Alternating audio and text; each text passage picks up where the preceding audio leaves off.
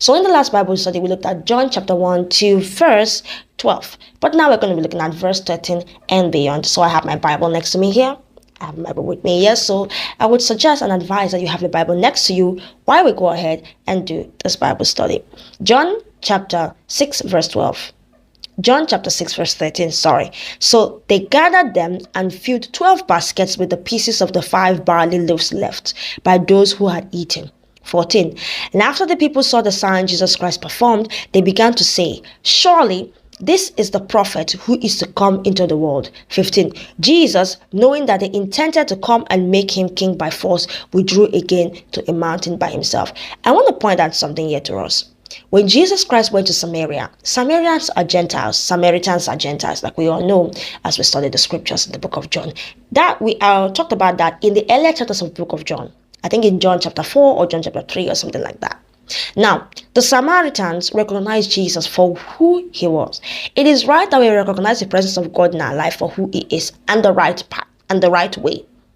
Now, the Samaritans recognized Jesus Christ, okay, not as a prophet, but as the one who is to come, the lamb who is to be slain.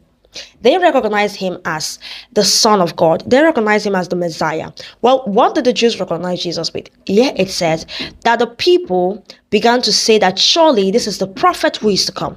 So we know that the old prophecies did not describe Jesus Christ as a prophet.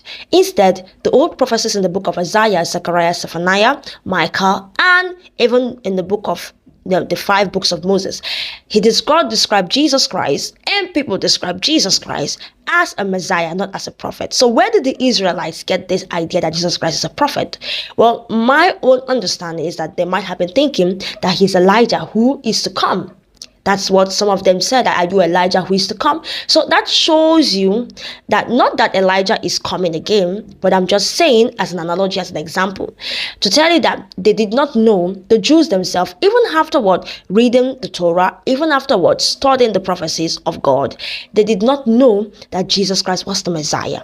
They were acting out of ignorance, and that was why Jesus Christ withdrew to the mountain, because they wanted to make him king for two reasons. One of the reasons was that they did not recognize that he was the Messiah. Instead, they put it to him that he was a prophet. Jesus Christ was no prophet, and that was a mistake of recognition. Now, the second thing was his time had not yet come. Well, he knew that he was going to be king because he is God himself in flesh. He knew that he was going to be king, but he withdrew because his time had not yet come. And you see this in the whole scriptures where Jesus Christ had made the statement over and over. And he said, "Woman, my time has not yet come." When he was about to perform the first miracle, which is the turning of water into wine. So we